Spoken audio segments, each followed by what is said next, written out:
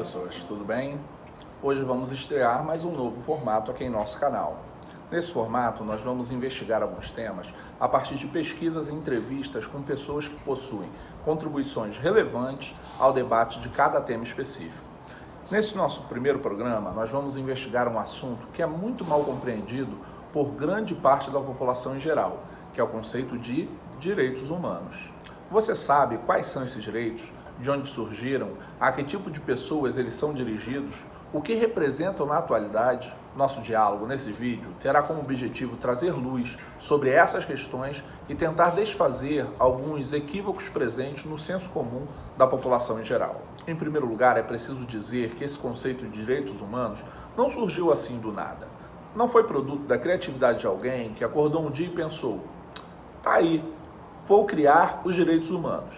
Não. Ele é produto de uma longa luta e de um longo desenvolvimento histórico. Os primeiros atos históricos que foram reconhecidos recentemente no sentido desse desenvolvimento dos direitos humanos foram protagonizados por Ciro, rei da antiga Pérsia, que conquistou a Babilônia no ano 539 a.C. Após a sua conquista, ele libertou os povos escravizados pela Babilônia, declarou que todas as pessoas tinham o direito de escolher a sua própria religião e estabeleceu a igualdade entre as etnias presentes no seu império. Esses decretos foram impressos num cilindro de argila, na língua acádica, com a inscrição cuneiforme, conhecido hoje como o cilindro de Ciro. Suas decisões deixaram marcas profundas nos povos impactados, de tal forma que os hebreus, que eram um desses povos libertados por Ciro, o chamaram na Bíblia como ungido, título equivalente a Messias, que foi também usado para Jesus no cristianismo. O próprio cristianismo foi criando uma ideia de dignidade para grupos marginalizados e de igualdade de todos os seres humanos, independente de suas origens étnicas, sociais ou de gênero, como está escrito na carta de Paulo aos Gálatas 3:28. Não há judeu nem grego, nem escravo nem liberto, nem homem nem mulher, pois todos são um em Cristo Jesus. No entanto, foi só a partir da elaboração do conceito de individualidade de cada ser humano que, ao final da Idade Média, especialmente no desenrolar das revoluções burguesas, como a Revolução Americana e a Revolução Francesa, que surgiram os primeiros documentos que elencaram aquilo que se chama hoje de direitos individuais. Os principais documentos dessa evolução histórica são, primeiramente, na Inglaterra, a Carta Magna de 1215, e a Petição de Direitos de 1628, que buscavam proteger os cidadãos do autoritarismo arbitrário dos poderosos. Nos Estados Unidos, após intensas batalhas com a própria Inglaterra pela sua independência, foram redigidos três importantes documentos: a Declaração de Independência de 1776, a Constituição Americana de 1787 e a Declaração de Direitos de 1791. Na França, após a Revolução que pôs abaixo a monarquia absolutista, foi redigida a Declaração dos Direitos do Homem e do Cidadão de 1789. Embora todos esses documentos tragam avanços importantes na garantia dos direitos individuais, eles ainda eram condicionados pelo seu tempo, ou seja, esses direitos eram garantidos apenas para uma parte dos cidadãos. Ainda havia escravidão e as mulheres não estavam incluídas entre esses cidadãos. Porém, após o término da Segunda Guerra Mundial, sob o efeito de toda a comoção e vergonha causadas por aquele conflito de proporções nunca vistas, a maior parte das nações se uniu e em 1948 criou a Organização das Nações Unidas, a ONU. Assim, em 10 de dezembro de 1948, a ONU adotou a Declaração Universal dos Direitos Humanos, que é hoje a base comum sobre a qual essas nações se reúnem no que se refere à proteção dos direitos fundamentais e da dignidade do ser humano. No entanto, mesmo após a adoção desse documento pela ONU, diversos países signatários do documento continuaram a praticar as mais diversas violações de direitos, como os Estados Unidos, que admitiam oficialmente leis de segregação racial até 1964, que só foram derrubadas após intensa luta da população negra daquele país. Na África do Sul, o regime do apartheid durou até 1990, e na América Latina, diversas ditaduras militares praticaram constantes violações de direitos humanos nas décadas de 60, 70 e 80. Mas reparem, estamos falando apenas daquelas violações de direitos que foram oficializadas em lei ou praticadas ostensivamente pelo próprio Estado. mesmo em países signatários da Declaração Universal dos Direitos Humanos. Porém, nesses mesmos países, ainda há um aspecto latente dessas violações que se esconde por trás das estruturas e dos tecidos sociais que, embora não sejam mais amparadas em lei, continuam a ser praticadas no dia a dia ou continuam a invisibilizar grupos sociais que historicamente ainda não foram alcançados plenamente pelos avanços na defesa dos seus direitos fundamentais. São chamados grupos vulneráveis e entre eles estão as mulheres, a população negra, a população LGBTQ, os moradores de periferia e etc. É sobre esse aspecto que vamos conversar nesse vídeo. É a minha amiga doutora Marcela Soares, doutora em Serviço Social, professora da Universidade Federal Fluminense e pesquisadora das relações de trabalho, com especial atenção ao combate ao trabalho escravo, que vergonhosamente ainda persiste em nossa sociedade. Olá, Marcela. Bem, boa tarde, boa noite ou bom dia, a todos e todas. Vamos falar também com o Dr. Ricardo Pinheiro, advogado especializado no terceiro setor e ativista social em ONGs no Caju e na Cidade de Deus, no Rio de Janeiro, que conheço há mais de 20 anos, desde os tempos em que atuávamos juntos em projetos sociais como a Madrugada do Carinho e o projeto de alfabetização de adultos na Associação de Moradores da Quinta do Caju. Olá, Ricardo. Olá, tudo bem? Obrigado aí pelo convite. Tenho certeza que o tema hoje vai dar para a gente extrair coisas muito legais. Paz e bem. E também vamos conversar com o meu amigo Dr. Ronald Feitosa, advogado que tem feito um belo trabalho na conscientização e defesa dos direitos fundamentais da população LGBTQ em Fortaleza, no Ceará. Olá, Ronald. Pois é, primeiro queria te agradecer o convite, para a gente falar um pouco sobre esse tema que é tão importante, é um tema tão em voga, nesses dias que a gente vive. E já... Também vou conversar com meu amigo Francisco Coutinho, o Chico Capoeira, que é professor da Rede Pública de Ensino do Rio de Janeiro e também de jovens em socioeducação, aqueles que cumprem medidas socioeducativas. Ele é formado em Educação Física pela UFRJ, tem pós-graduação em Educação Física Escolar na UF. Também fez pós-graduação em Acupuntura e cursa farmácia na mesma UFRJ. Olá, Chico. Vou responder algumas perguntas aí pro canal do Zé Luiz, nosso pastor aí maravilhoso, nosso querido.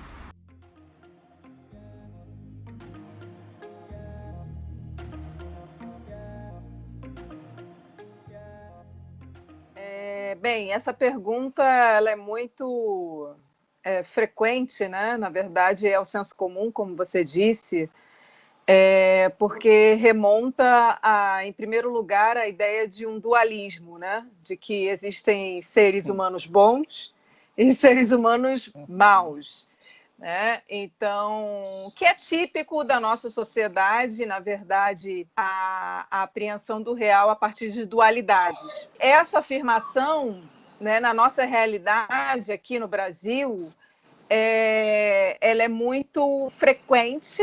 A estrutura social colonial escravocrata traz muito mais forte a ideia das classes perigosas. Não que nos países ocidentais não tenha essa característica arraigada da moral burguesa das classes perigosas, que não são merecedoras de direitos humanos. Só que, na realidade brasileira, essa raiz escravocrata ela exacerba ainda mais esse conceito, essa moral de classes perigosas. Então, assim, direitos humanos são para aqueles homens de bem. Então, essa é uma frase muito comum que a gente escuta e que aí coloca nós, defensores dos direitos humanos, como defensores de bandidos. É muito estranho considerar que a ideia de direitos humanos caminha muitas vezes com essa lógica distorcida, essa narrativa perversa de que seriam, entre aspas, defesa de bandidos,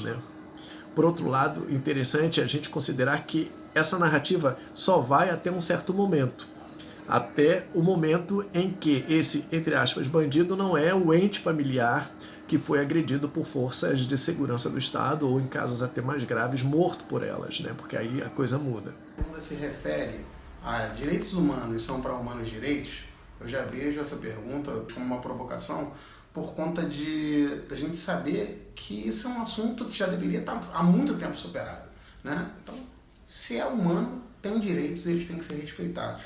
Então não é para acontecer como aconteceu num passado não muito distante, onde um deputado aqui do Rio de Janeiro insultava as famílias dizendo que quem vai atrás de ossada é cachorro, se referindo aos mortos do Araguaia, onde a família não teve direito nem de enterrar os seus familiares, porque na época eles eram tidos como marginais ou criminosos, na época de uma ditadura militar, e eles foram torturados e mortos e enterrados em valas clandestinas.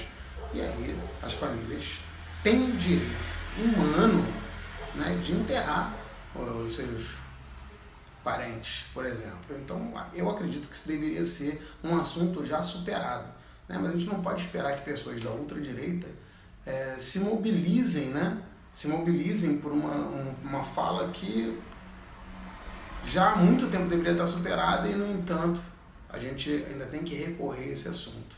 Mas, enfim, direitos humanos são para todos os seres humanos na face da Terra. A ideia é que todos os seres humanos eles, né, deveriam ter acesso aos direitos fundamentais, né? Os direitos fundamentais positivados na nossa Constituição. Os direitos humanos é uma garantia constitucional. Nossa Constituição Federal, que tanto tem resguardado o direito das minorias, ela vem e ela nos fala que todo homem nasce livre e igual, tanto em direitos como também em obrigações. Então, essa é a base dos direitos humanos, né? A nossa Constituição, ela fala que todo mundo é livre e também é dotado de direitos e deveres, ou seja, é uma base comum para todos. A nossa Constituição de 1988, chamada Constituição Cidadã, deixa bastante claro o foco que ela quer dar no interesse da preservação, da garantia da integridade de todas as pessoas, quando diz que todos são iguais perante a lei, sem qualquer distinção. Isso é bastante importante, sem qualquer distinção. Direitos para todos os humanos, de todas as categorias, gênero, raça, etnia, enfim. Direitos humanos são princípios universais, fundamentais, ou seja, que são alicerce para todas as sociedades ditas civilizadas e servem para proteger, para garantir, para respeitar não somente o papel, mas também a existência do outro para além de mim, inclusive a mim. Isso, e principalmente dignidade, né? Eu acho que a nossa Constituição ela é bem clara a trazer, quando traz o direito do cidadão, né, ela fala sobre o princípio da dignidade da pessoa humana. E é esse princípio da dignidade da pessoa humana que a gente vai entender no decorrer dessa entrevista, que ela permeou várias decisões do nosso jurídico que vem resguardar a população, principalmente a população LGBTQ.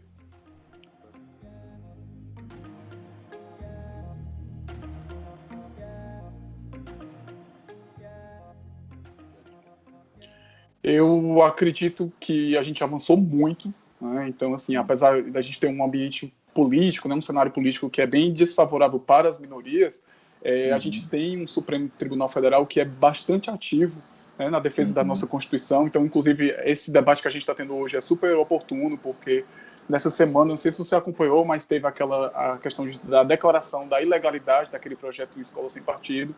Isso é uma vitória, porque a gente precisa falar sobre gênero, a gente precisa falar sobre inclusão, né? A gente tem uma parte da população que está na vulnerabilidade, está na miserabilidade. Então, assim, eu falo dentro do meu lugar de fala, de privilégio, né? De ser um homem que tem condições, de ser branco, que isso também é um privilégio. Então, dentro desse meu local de fala, eu sei que tem muito avanço, mas que existe uma parte da população que precisa ter o direito validado, né? Mas, de fato, se a gente pegar desde quando, em 2008, né, o Supremo passou a validar a união homoafetiva, então, assim, muita gente acha que não existe casamento de pessoas do mesmo sexo, e, na verdade, isso já é uma realidade desde 2008. Né? Tem também, quando o Supremo vem, em 2018, e autoriza a utilização do nome social, e essa decisão do Supremo, olha só, quando foi deferido, foi justamente falando sobre a dignidade da pessoa humana. Né, porque não tem nada mais digno do que você ser chamado pelo seu nome. Pelo seu nome, né? O nome Então, pelo qual você se reconhece, né? Exato. É um resguardo da sua identidade, de quem você é, né? Então, assim, olha como é importante isso. Em 2018, a gente tem essa decisão. Hoje, o CNJ já valida isso nos próprios cartórios. Se a pessoa trans, né, maior de idade, deseja cumprir, né, fazer valer esse direito, pode procurar o cartório. Se não tem condição financeira, pode pedir a justiça gratuita também no cartório. Então, são várias informações básicas, né, que a população não tem acesso, porque muitas vezes a pessoa acha que tem que entrar com ação na justiça, né, e antigamente, se a gente parava para pensar, tinha juiz que às vezes pedia até laudo psiquiátrico para saber se a pessoa realmente estava nas faculdades mentais. Então, para você ver como era atrasado esse pensamento, né, e o Supremo vem e diz, não, né, a gente tem que respeitar o indivíduo, né, a gente tem que respeitar o direito dele de ser chamado pelo nome, de se sentir respeitado, de se sentir incluso, né, de não se sentir violado, constrangido na hora de fazer uma entrevista de emprego, na hora de usar o documento para algum fim específico. Então, assim, a gente tem muito avanço, mas a gente ainda tem um grande caminho a percorrer, né, no sentido de tornar essa informação disponível para todo mundo e tornar o acesso mais fácil também.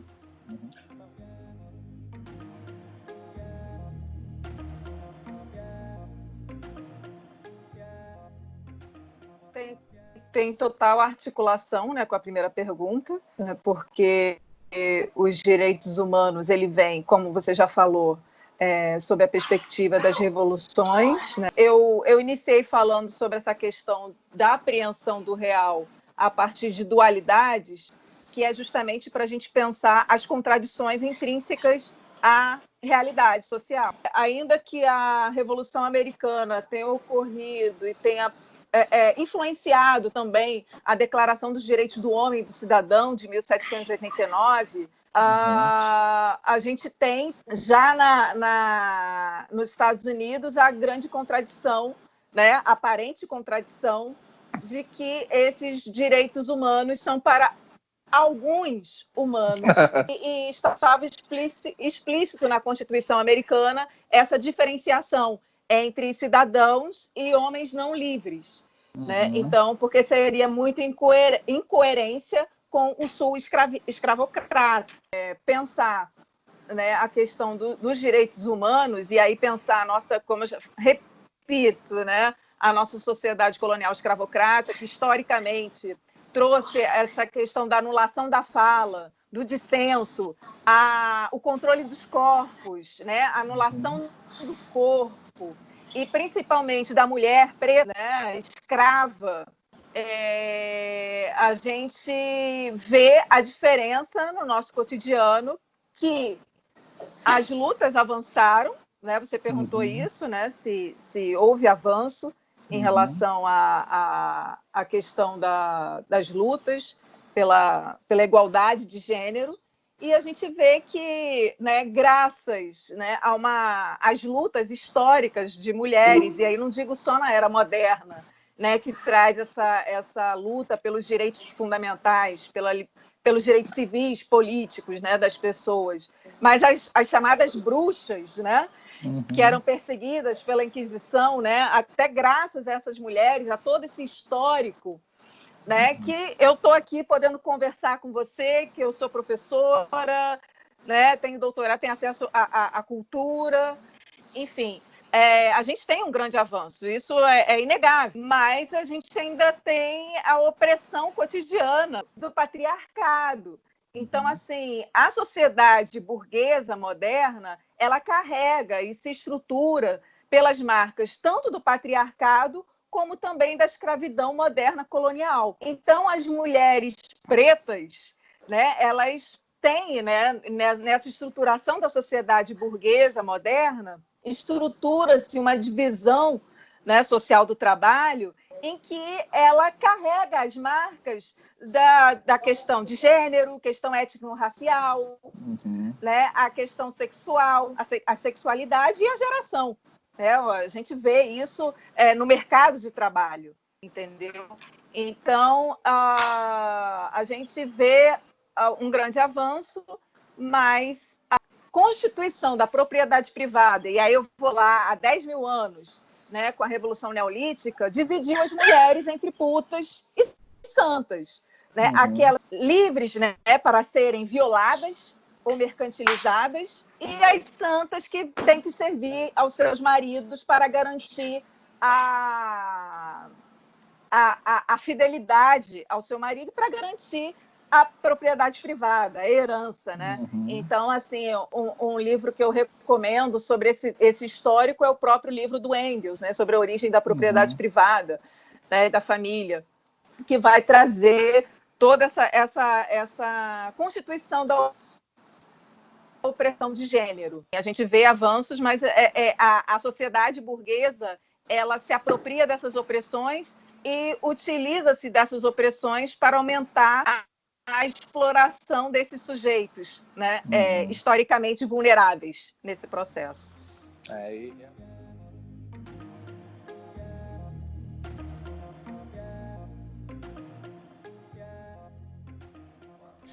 Bem, em relação à igualdade racial, eu acredito que não está superado, né, completamente no nosso país, mas que vem avançando. Eu vejo algumas melhores, não são melhores excepcionais, que a gente possa falar assim, pô, a gente está livre de um preconceito. Não, está muito distante disso ainda.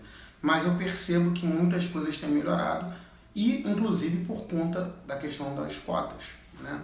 Então eu estudei no FRJ em 1995, onde na Faculdade de Educação Física eu contava 5 ou 7 negros e pardos, né? A gente conseguia ver alguns nordestinos também em poucos número, e pobres menos ainda, né?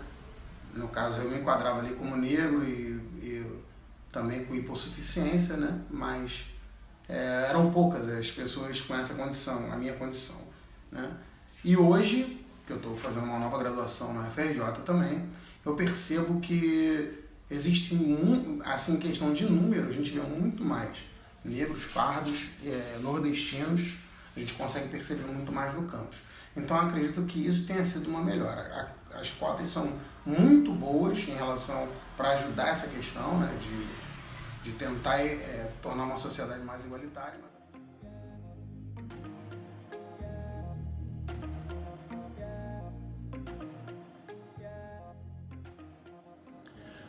Olha, duas questões interessantes: inclusão social e segurança pública. Eu diria que segurança pública também deveria incluir, entre muitos outros direitos, o direito constitucional à integridade física, inclusive de quem comete delito.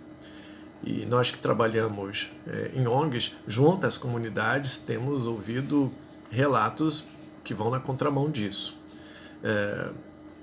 Na verdade, eu diria que, de uma forma geral, nós não temos visto políticas de segurança pública, e sim muito mais ações de enfrentamento, o que é bastante diferente. Agora, ampliando a questão para políticas sociais, que é assim muito mais o meu foco nos trabalhos com as ONGs, eu diria que a dimensão que muitos têm, eu agrego a minha visão a essas pessoas, é que o Estado, no seu protagonismo, tem trabalhado com conceitos minimizadores, ou seja, fazendo o menos possível. Quando muito, com ações pontuais de meras reformas, seja reforma de banco de praça, reforma de telhado de escola, reforma de colocação de reforços na contenção de costas junto a comunidades, ao pé de morros, enfim, ações muito pontuais que eu não sei se eu devo colocar como políticas sociais. Eu acredito que não. Na prática, nós temos visto muito pouco, né? São conceitos bastante minimizadores mesmo. Agora, eu acho que é interessante a gente também pensar que políticas sociais exigem uma competência para agregar instituições, pessoas e ideias. Políticas sociais não são sempre protagonizadas pelo poder público. Na maior parte, sim, mas elas também podem partir dos grupos, dos movimentos, da organização da sociedade civil. O Estado, com a sua imensa gama de parcerias e conexões e oportunidades, poderia focar bastante projetos nessa área. Por exemplo, na comunidade do Caju, nós, dentro de uma das ONGs onde eu atuo, fomos identificando aquelas mais vulneráveis. E aí vimos que o chamado 950, que é na verdade Parque Vila Conquista, tinha sim muitas mulheres chefiando as suas famílias, moradores em barracos ainda, com telhado de zinco. O que a gente fez? A gente criou um projeto social de curso de artesanato para essas famílias, né, para as mulheres que estavam interessadas. E aí fornecemos todo o material e começamos as aulas na nossa ONG, e foi crescendo o interesse delas, e logo em seguida, com um pedido de parceria com o poder público municipal, nós solicitamos autorização para fazermos uma mostra, uma feira com os produtos de artesanato que elas mesmas criavam. E tudo aconteceu, foi deferido, e começamos com uma feira, né, uma feira despretensiosa, com o trabalho manual dessas chefes de família. Só que deu tanto sucesso que nós voltamos a pedir por ofício ao poder público que aquela sessão daquele espaço, naquele dia, naquele horário, para apresentação dos trabalhos, se tornasse um pedido oficial para termos uma feira de artesanato no bairro. E depois de cuidarmos de alguns trâmites mais burocráticos junto aos órgãos públicos, nós conseguimos. E hoje, todas as sextas-feiras, a partir das 4 horas da tarde, nós temos no bairro do Caju a feira de artesanato, que nasce dentro da nossa ONG.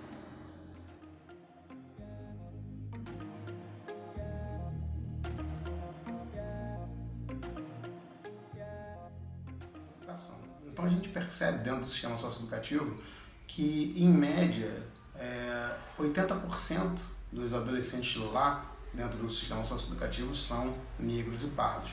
E é uma outra a grande maioria, né, quase 100%, tem hipossuficiência e tem vulnerabilidade social. Então isso é uma característica do socioeducação, que é uma característica também que leva as crianças e adolescentes a uma evasão precoce nas escolas, né? Porque a gente percebe que a família é muito importante para que você se engaje dentro do ensino e aprendizagem na escola, né? Não tem como uma pessoa pensar em educação, pensar em matemática, pensar em português, pensar em educação física, em artes, se falta comida no prato.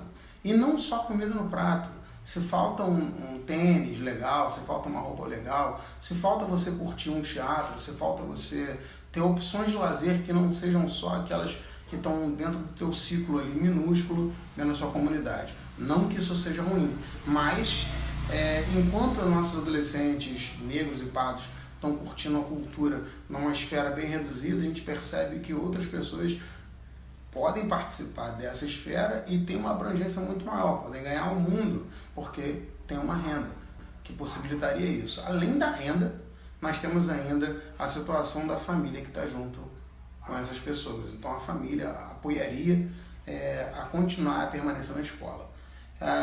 E a permanência na escola, ela tem a ver com uma questão muito importante, que é de você dar sentido as coisas que você aprende na escola, porque se você não vê sentido no que você aprende, nos conteúdos, fica muito difícil ir à frente. E na socioeducação, já a outra ponta, né? Quando tudo aqui não deu certo na educação, a gente vai colher uns frutos indesejáveis na socioeducação, e é a tentativa de recuperação de um erro.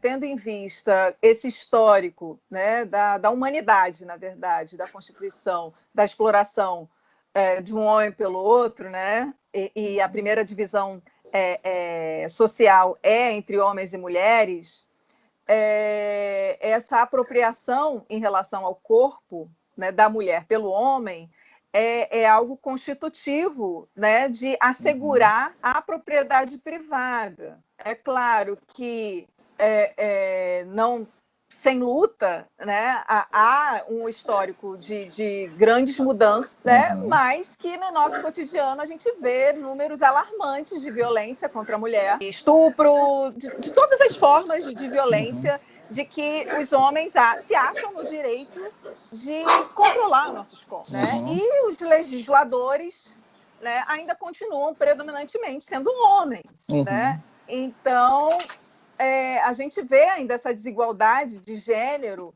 em muitas esferas sociais. E ainda há, né, esse avanço do reacionarismo, né, nem digo conservadorismo, mas um reacionarismo, que traz um retorno do culto às tradições.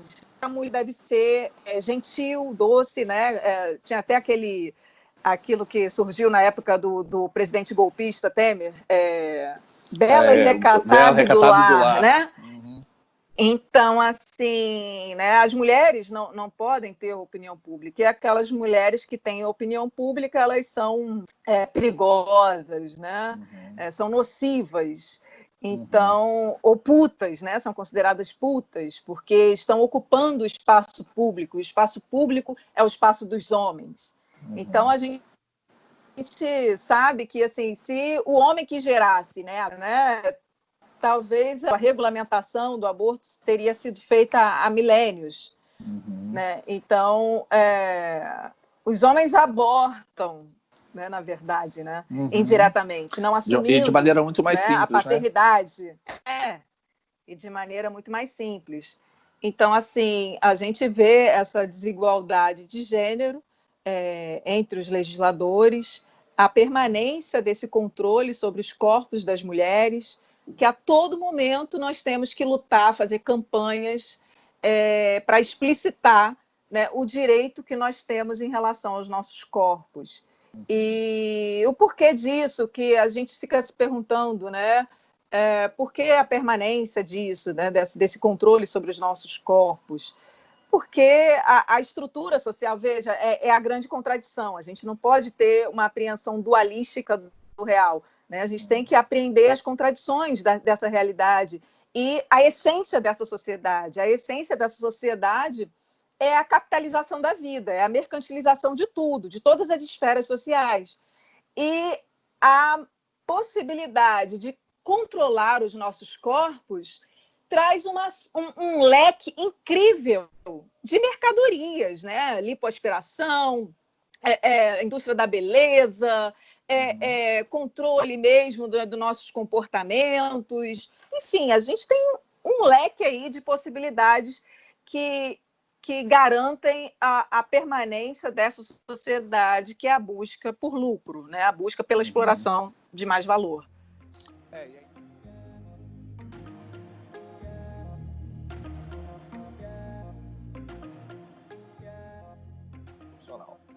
Perfeito.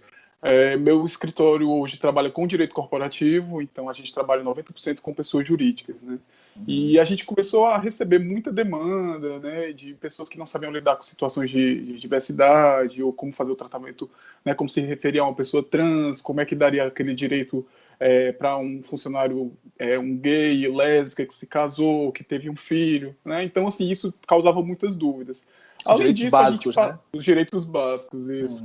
E, assim, além da falta de informação que muitas empresas não têm, né, a gente também sentiu a necessidade de melhorar o ambiente corporativo. Então, assim, eu, enquanto um homem gay, também sentia isso no meu trabalho, né, essa vontade de falar mais abertamente da minha vida, né, de criar um ambiente mais saudável, né, até para exercer a profissão. E a gente sabe que isso tem um impacto forte quando a gente está trabalhando, até porque a gente passa a maior parte do nosso dia no trabalho.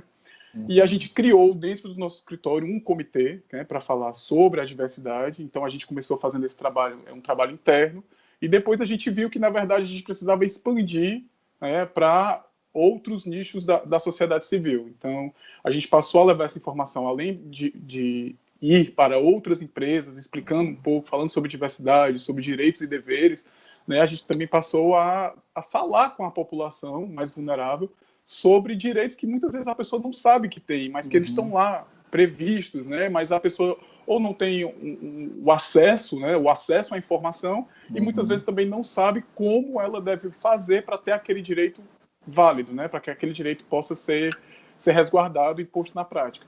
Então, hoje a gente trabalha junto, assim, já fez algumas parcerias com a OAB Ceará, né, e assim, o que a gente mais recebe é, de fato, como as pessoas tratam as pessoas trans, porque ainda tem um preconceito muito grande, né, as pessoas não entendem esse universo, então, assim, a gente precisa um pouco desmistificar e passar a conviver mais, né, para que a gente possa trazer dignidade a essa parte da população. Né? Entendi.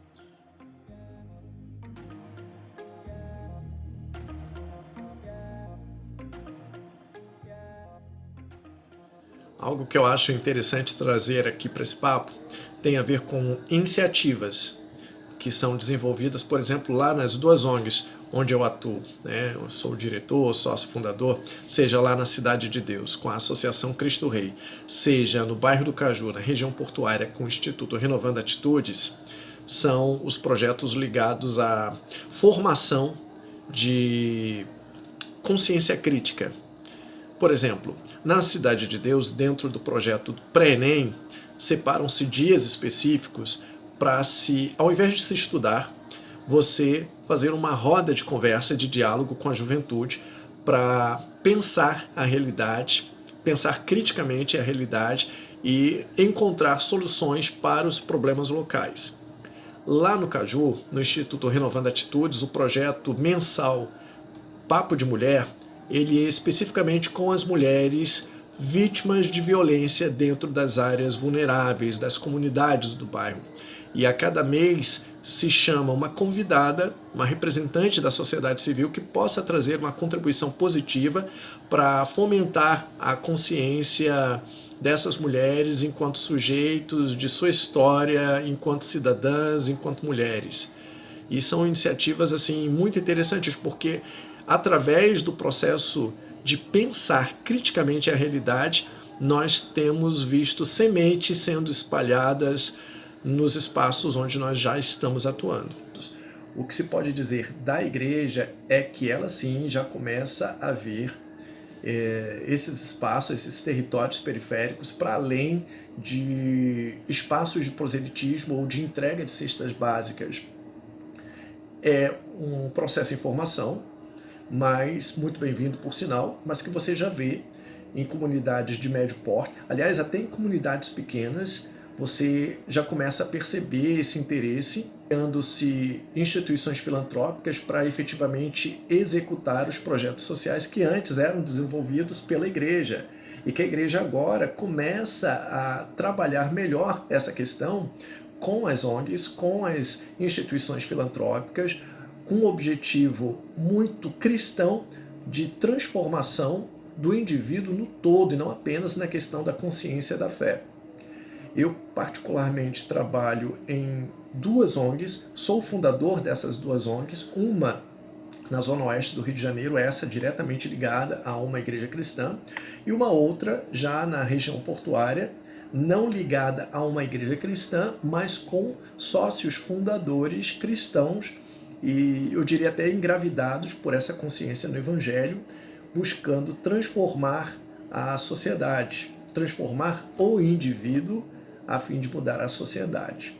E nesses dois espaços, nessas duas ONGs, desenvolvendo diversos tipos de projetos, não apenas pré-ENEM comunitário, capoeira, inglês, aulas de jiu-jitsu, capoeira, balé, laboratórios de inclusão digital e tantos outros projetos. Lá na Cidade de Deus temos também uma parceria muito legal com as bandeirantes. Você vê resultados muito bacanas acontecendo e que, de fato, para nós cristãos, glorifica o nome de nosso Senhor, porque estamos falando da transformação, da conversão do todo, não apenas uma mudança de mente, mas uma mudança de ver a si mesmo, de ver a vida e de ver os espaços onde vive e onde reside. Isso é algo assim que só o Evangelho pode fazer. Mas assim, de uma forma geral, você vê, inclusive, até iniciativas pessoais de cristãos ligados a igrejas, realizando aqui e acolá um voluntariado, chamando atenção para trabalhar com população em situação de rua, crianças e adolescentes na área do reforço escolar, de contação de histórias. Já começam a surgir espaços onde se inicia trabalho de consciência do papel racial na construção de uma identidade que lute por melhorias. Mas volto a dizer, tudo é um começo, um bem-vindo começo. É uma ideia em crescimento. Eu diria que é uma conversão sendo realizada no conceito do trabalho cristão na sociedade.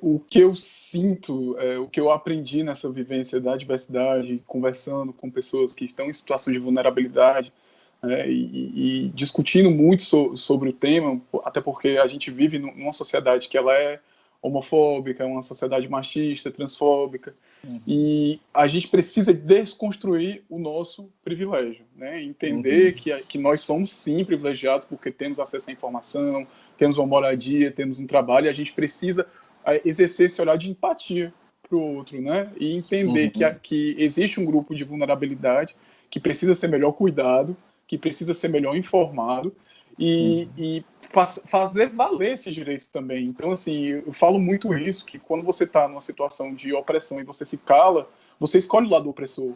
E isso não pode ocorrer, porque nós temos, de fato, na nossa visão jurídica, nosso ordenamento jurídico, ele é a favor do ser humano, né? Então, quando você falou para a gente conversar sobre direitos humanos, isso é base, de nada adianta a gente falar sobre direitos se a gente não está dando a alguém, otorgando a alguém a garantia, né, que esse direito vai ser cumprido. Então a gente precisa ter um olhar mais empático, e eu acredito que a empatia e o conhecimento é que a gente vai conseguir mudar esse cenário. Em relação aos grupos em vulnerabilidade, o que eu sinto, na verdade, é empatia. É uma luta que eu acho que a gente tem que avançar para um outro patamar, que tem que ser alguma coisa muito mais inteligente, talvez na questão até de usar as mídias sociais de uma forma melhor, de usar a questão dos robôs, como o pessoal da direita tem feito. A gente tem que começar a ficar mais criativo em relação a isso, porque qualquer abordagem como era feita há 5 ou 10 anos atrás, hoje em dia ela soa como mimimi. E tudo isso é passado de uma forma muito deturpada à frente. Então, uma luta que é super importante, uma luta que a gente deveria estar apoiando e respeitando os direitos desses grupos em vulnerabilidade, eles têm sido desmontados no decorrer de alguns anos, talvez de uns 5 ou 10 anos para cá. E a gente deveria rever a forma de nos comunicar para pleitear esses direitos desses grupos mais vulneráveis. Para dizer a verdade, eu não sei se o caminho seria o mesmo caminho da ultradireita, né? Eu cito isso no início da minha fala, mas não sei se esse é o caminho legal. Mas eu sei que o caminho tem que ser muito mais criativo. É isso que eu sinto. É uma situação triste, né? Mas eu procuro ter empatia, né, no sentido de entender, porque assim, cada ser social é um ser único, né, irrepetível. Então tem o nós seu contexto, exatamente, cada um de nós possui uma cultura, uma religião, ou uma não religião, uma história, uma vivência, uma condição social. Então, sentimentos. Então, assim, são múltiplos fatores que fazem com que muitas dessas pessoas não consigam, não é nem entender, mas não concordar de imediato, porque também a gente briga aí com um grande arsenal de guerra, né? Essa perspectiva individualizante de empoderar os sujeitos, Basta você acreditar no seu potencial, se empoderar, você pode se tornar uma empreendedora, né? Então, aí trazem exemplos, né? Michelle Obama, Michelle Bachelet. Então, assim, sabe?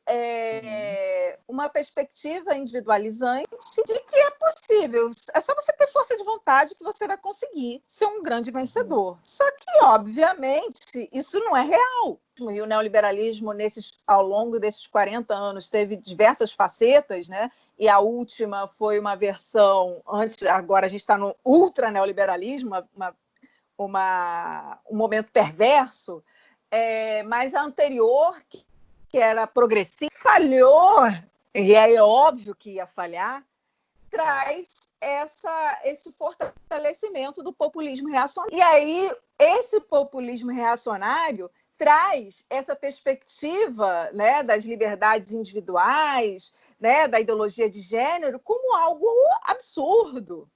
E aí as pessoas vão ver que naquele momento elas não conquistaram, colocava como mote, como que elas iam conquistar, elas veem, não, realmente, aquilo é um absurdo.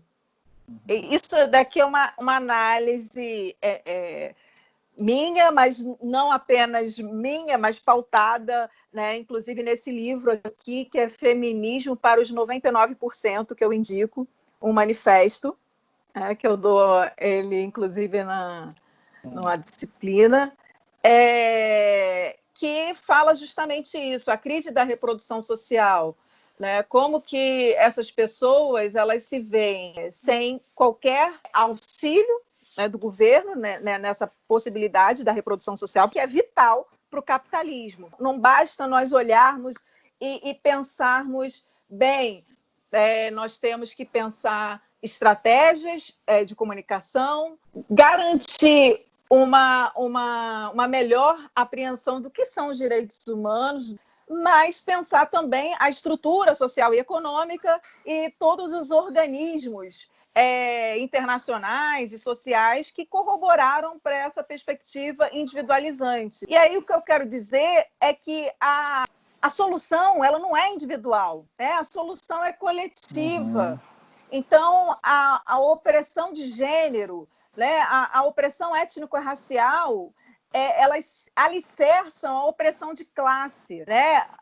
Elas se imbricam. Então, assim, o que a gente diz é que todas essas opressões elas só serão verdadeiramente suprimidas se houver uma verdadeira emancipação humana. Né? Por outro lado, conceitos simplistas, narrativas perversas como essas, têm a ver sim com a falta de senso crítico da realidade, que nós sabemos por trás está a questão educacional, ou melhor dizendo, da má formação educacional, sem ensinar a pensar criticamente a realidade, questionar a própria realidade.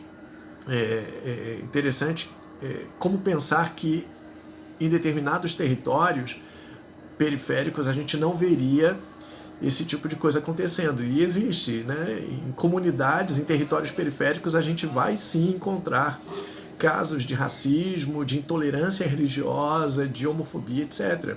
E isso, volto a dizer, é uma espiral. Tem tudo a ver com a má formação educacional e é uma espiral que vai assim juntando camadas sobre camadas. É uma espécie de amálgama da má formação educacional, dos processos de educação que deveriam formar cidadãos e não apenas meros depositários de conteúdo escolar.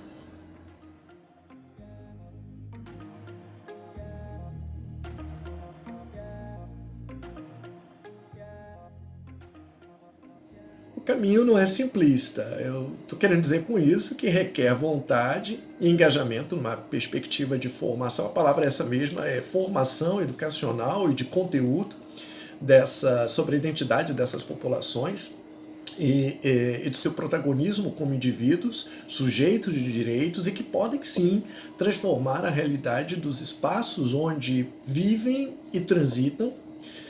Citei a questão das ONGs, das instituições filantrópicas. Sou advogado e especializado no terceiro setor há mais de 10 anos.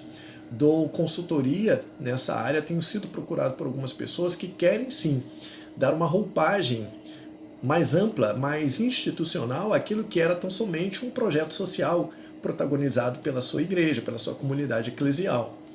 É importante frisar que ONGs, instituições filantrópicas, sobrevivem graças a investidores, né? Parcerias público-privadas, na maioria das vezes.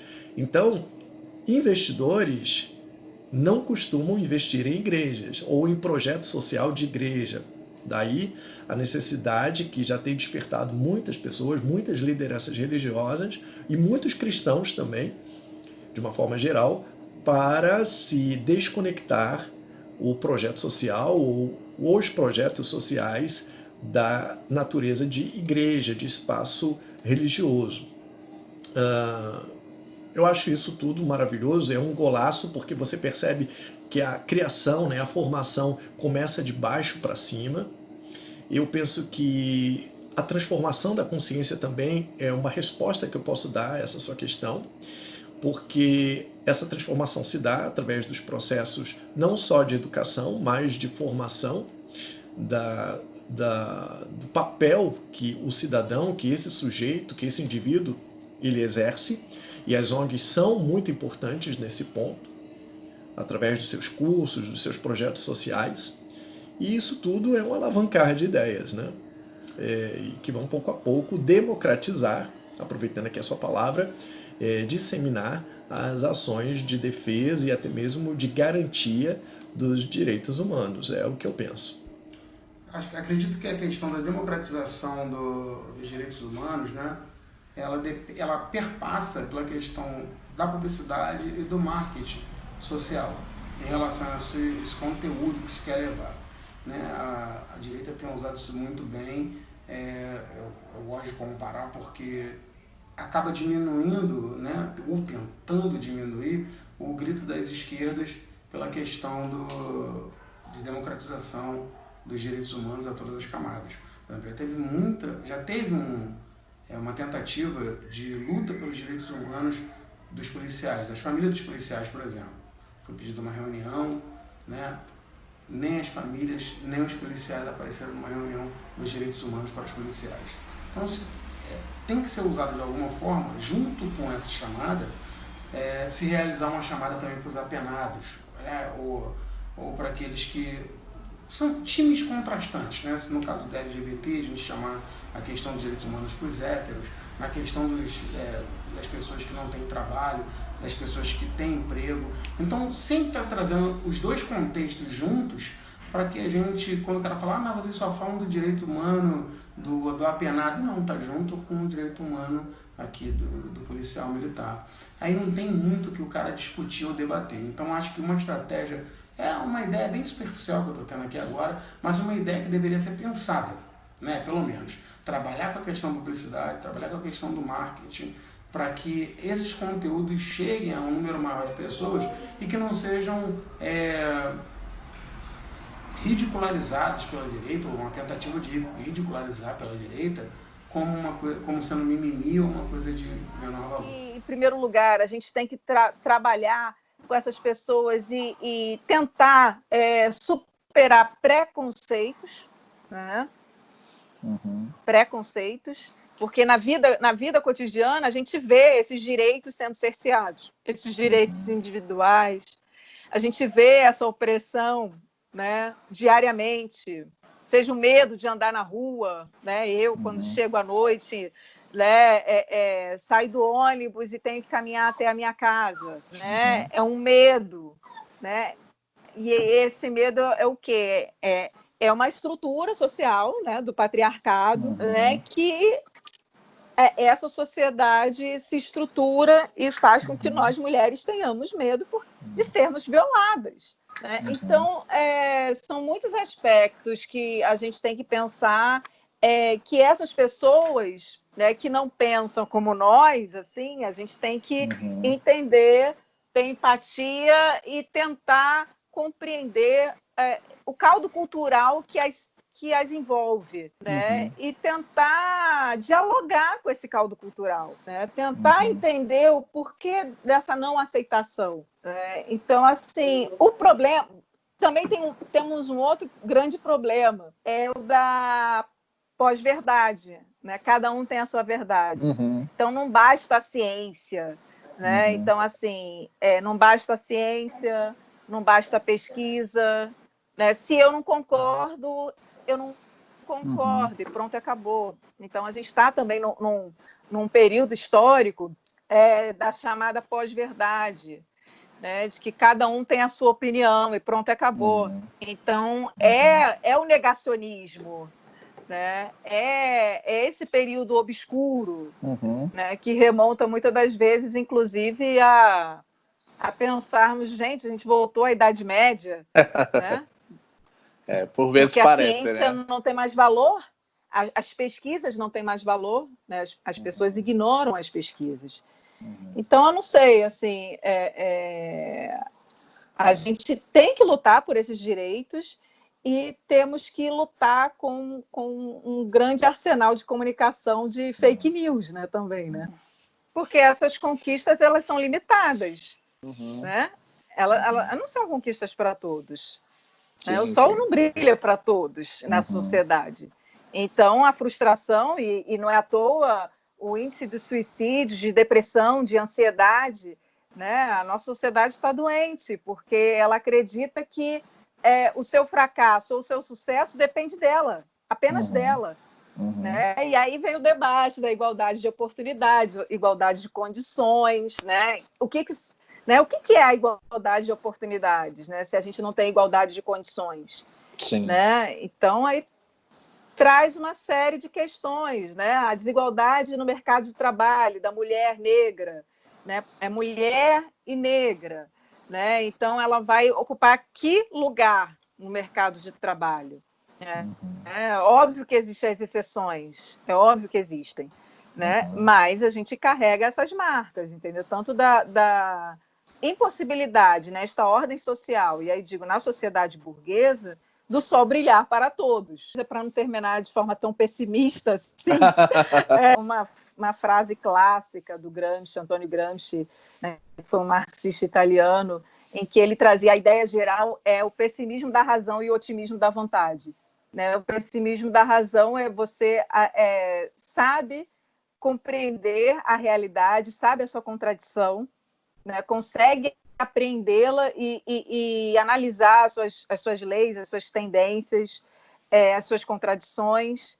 E por nós termos essa análise da essência dessa sociedade, nós temos o otimismo, né? E a esperança, né? A esperança de nos movermos, né, e de alcançarmos uma verdadeira emancipação. Eu só queria ler um negócio para ti aqui, isso é o voto do STF, quando eles foram julgar a homofobia como crime, né? Ótimo. E no voto eles falam, né, de nada valerão os direitos e de nenhum significado revestir-se-ão as liberdades se os fundamentos em que eles se apoiam, além de desrespeitados pelo poder público ou transgredidos por particulares, também deixarem de contar com o suporte e apoio dos mecanismos institucionais destinados a dar efetividade e expressão concreta aos princípios consagrados na lei fundamental.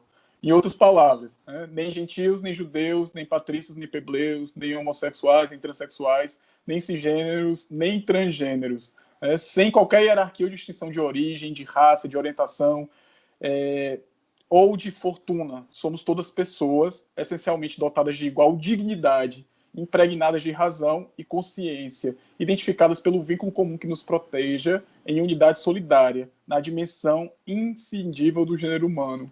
Isso é lindo, é o fundamento do que a gente fala dos direitos humanos. Né? Então, eu acho que essa é a mensagem, eu acho que é isso que a gente tem que focar na nossa mente, né? Colocar na nossa mente e tentar mudar esse mundo.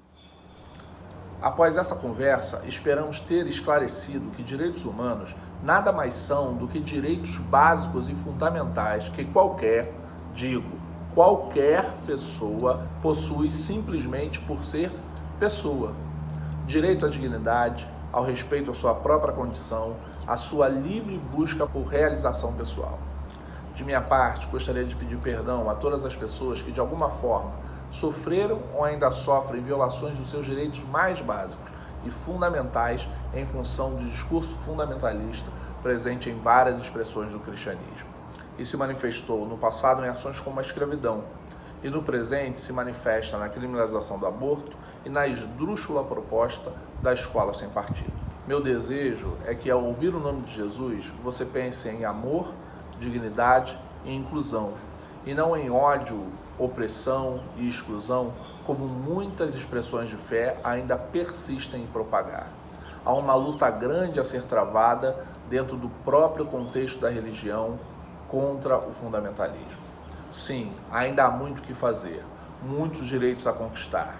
E é importante que fique claro, nunca houve qualquer concessão dos poderosos acerca desses direitos. O que há é a conquista do reconhecimento desses direitos a partir da luta de homens e mulheres que se tornaram referências nessa caminhada. Agora é a nossa vez. Nos encontramos na luta. Se você gostou dessa conversa, se você acha importante continuar essa luta, curta e compartilhe esse vídeo e se inscreva em nosso canal no YouTube. Nós vamos nos encontrar mais vezes. Um grande abraço. Tchau.